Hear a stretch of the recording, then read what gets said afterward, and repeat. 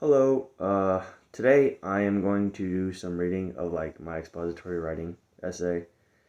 Um, yeah, just kind of figure reading out loud would be kind of cool. And yeah.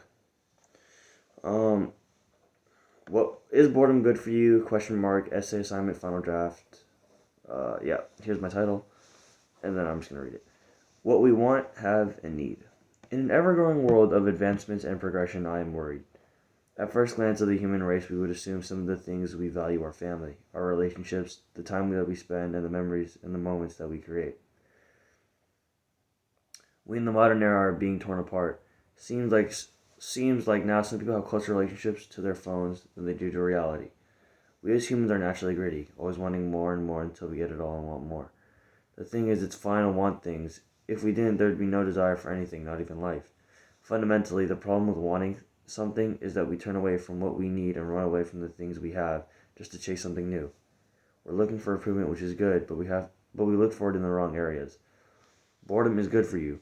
Now, though, we have become a society of anti-boredom. We don't enjoy the roses, we don't smell them, we don't plant them. All we do is just take a picture and call it a memory. I'm not a Luddite by any means. I enjoy using advancements, but when the advancements use you, there's a problem. I remember when it used to take a phone around 3 to 5 hours to fully charge. Now, within less than 20 years, we can charge a phone in less than 10 minutes. This is a prime example of newer and faster, but is it better and healthier? I mean, just look at where these advancements have gone us. Relationships torn, memories destroyed, and time wasted. We don't rely on one another anymore, just relying on the thing that can do it fastest, most accurately, with as little human contact as possible, without realizing all the sacrifices we are making in the process. Although this might sound strange, humanity needs to take a step back now to launch into a greater future. We rose exponentially, but we're going to fall at the same speed if we don't slow down. We lost our humanity in our attempts to improve it. I'm not one to tell you what you need to do or how you should do something, but if you want to save yourself, hold tightly to the things you value and hold dear to your heart. Not saying that everyone and everything is after you, but the enemy will try everything in its power to take your attention, your love, your value, and your time away from you. This world wants more followers, but it needs more leaders, more people to stray away from the pack and create something meaningful rather than the instant gratification we have granted at our fingertips every day. This might sound a bit funny, but I was watching some Mr. Beast, and I see the people in need that he helps, and I'm just grateful for God and everything I have. People in the world without shoes, without sight, without family, without homes, without time, they have holes in their heart of something that was taken away while just trying to live their everyday life. To conclude, I want to pose these questions to you all. What do you value most, and what are you spending most of your time on? I'm not really expecting this essay to change everyone's life, but I just hope that it provided more perspective and that maybe this is a piece of writing that contributes to helping humanity before it has to learn its lesson the hard way. Yeah, so that was my essay. My I also this might sound goofy, but I also want to read a Chat GPT one that I tried because I was just really interested in the AI and kind of curious as to how well it would do. And to be honest, it did really well. It made like a 7 paragraph essay. I think it was pretty on the mark, but two of the paragraphs were pretty out of touch with the topics that I told it to write about. Um, but yeah, I'll read it to you. I got rid of the 2 paragraphs that sounded kind of weird because it was talking about like making technology equitable, which was I don't know. That was I just got rid of those paragraphs. And that sounds really good. So here it is. Striking a balance in a rapidly evolving world. In the digital age, humanity has witnessed unprecedented technological advancements that have transformed the way we live, work, and interact with one another. While technology has brought about remarkable improvements in many aspects of our life, it has also created new challenges that require us to reassess our values, priorities, and relationships with technology. This essay explores the interplay between value, time, humanity, and technology, and the need for us to strike a balance in a rapidly evolving world. Time is a precious commodity that we all have in limited supply. In today's fast paced world, time has become an increasingly scarce resource, and we find ourselves struggling to keep up with the demands of work, family, and social obligations. Technology has undoubtedly made our lives more efficient and convenient, enabling us to complete tasks in less time than before. However, the convenience of technology has also created a culture of instant gratification where we expect everything to be available at our fingertips, and we feel frustrated when we have to wait or put in effort. This culture of instant gratification has eroded our appreciation of the time. Has eroded our appreciation of the value of time, and we find ourselves rushing through life, multitasking, and sacrificing quality time with our loved ones. As technology continues to advance at breakneck speed, we must recognize the importance of valuing our time and using it wisely. We should prioritize the things that truly matter to us, such as spending time with family and friends, pursuing hobbies and interests, and taking care of our physical and mental health. Finally, we must remember that technology is a tool that we use to enhance our lives, not a replacement for our humanity. As we immerse ourselves in the digital world, we must not forget the importance of human connection, empathy, and compassion. We should use technology to facilitate communication, collaboration, and innovation, but we should never lose sight of the fact that we are social beings who thrive on human interaction. In conclusion, the interplay between value, time, humanity, and technology is complex and multifaceted. As we navigate the rapidly evolving world of technology, we must strive to strike a balance that enables us to use technology in a way that enhances our lives and promotes our well being. We should value our time, use technology responsibly, bridge the digital divide, and prioritize our relationships with other human beings.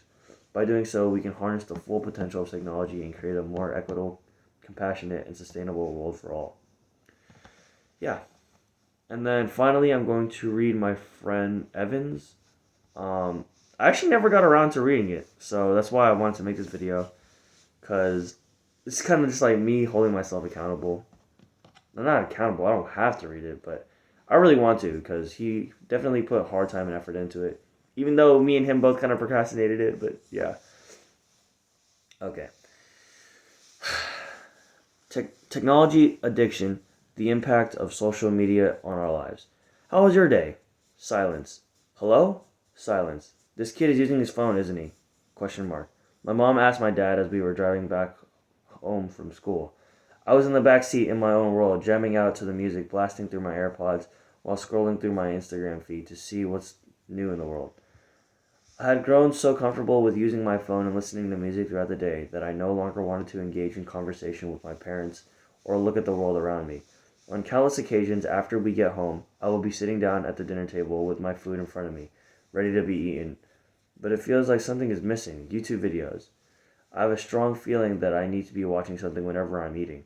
Fast forward to later in the evening, and there I am, sitting at my desk in front of my laptop, ready to crank out my school and work assignments for the day. I open up Google Classroom and I am ready to start working on my assignments when suddenly I get the overwhelming urge to check out what's new on my Instagram feed or watch a couple of YouTube clips just for a few moments.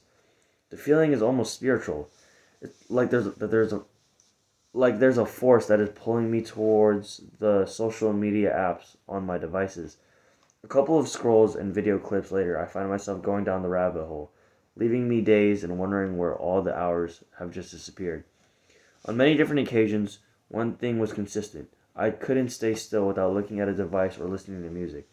Technology and digital platforms have made it much easier to become distracted and have the frightening ability to entrap us and prevent us from living our lives the way they are meant to be lived, in the moment. For my generation, Generation Z, technology addiction is a serious problem. In this day and age, teenagers can't go long without looking at their phone screens. We can never just sit still just because social media has such a strong hold on our attention and attraction. I've been on a public bus to work many times and noticed that all the young people have their heads down, shoulders hunched, and eyes glued to their phones. No one is looking up from their devices to appreciate the scenery and the simple things around them: trees, tall buildings, and people. In an excerpt from his book Zen and Art Motorcycle Maintenance, Robert Pirsig expresses the importance of enjoying the simple things in life while riding the motorcycle on quiet roads. The alternate roads, rather than freeways, where all the traffic and action is, gave Pirsig a sense of relaxation and enjoyment.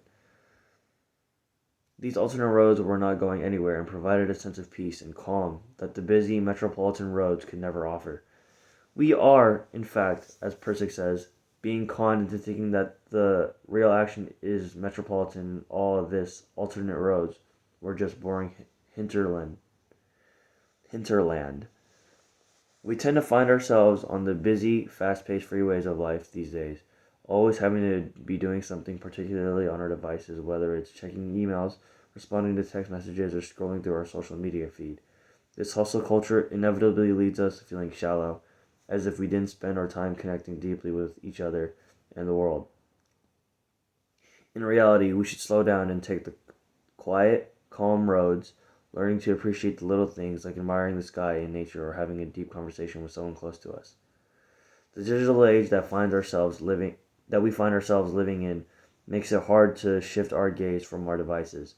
The Social Dilemma, a docudrama that features interviews with tech experts from Silicon Valley, explains how social media and technology are leading contributors to the damage done to our physical and mental health of teenagers today due to their addictiveness. Former Google and Facebook engineers Justin Rosenstein explains in the film that our economy now works in such a way that a tree or a whale is worth more dead than alive because corporations care more about profit than preserving the world. So they would sacrifice destroying the world rather than preserving it, even though future generations could be worse off as a result. This system has become so desperate, ironically, we are now the trees and whales because tech companies profit from our attention and time spent looking at a screen or an advertisement rather than actually living our lives with meaning. These large tech companies use algorithms that constantly bombard our notification messages and updates, diverting our attention away from our actual goals and values in life toward what they want us to look at. Social media is to blame for the new generation's unprecedented high and alarming rates of mental illness, whether it's anxiety, depression, or suicidal thoughts. The constant use of technology distracts us from focusing on what actually matters, our mental health and well being. We need to take a step back and reevaluate our relationship with technology, setting boundaries and prioritizing real life experiences over virtual ones. By limiting our screen time and being mindful of the content we consume, we can regain control over our attention and prioritize our well being.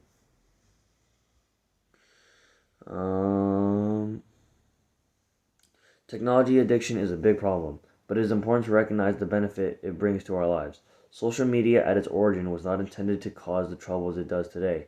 It was designed to allow us to connect with people from all over the world, access vast amounts of information, and accomplish tasks with greater efficiency. It has also been instrumental in advancing medicine, science, and countless other fields, improving our quality of life and extending our lifespan. However, excessive use of technology can lead to negative consequences such as social isolation, mental illness, and unhealthy addiction. It is important to strike a balance between the benefits and drawbacks of technology and recognize when our use of it is becoming excessive and harmful. Social media and digital platforms have a powerful hold on our attention, making it challenging to disconnect from our devices and appreciate the simple things in life. The world's future will be in the hands of Generation Z, and if we are not careful, technology has the potential to drain us of our humanity and make us slaves to the screens on our devices, leaving us with a world with little social interaction we have with one another and our appreciation for the larger world around us. Therefore, it is crucial that we set aside boundaries for the amount of screen time that we spend on our devices because there are exciting, genuine real life experiences waiting to be made if only we put down our phones.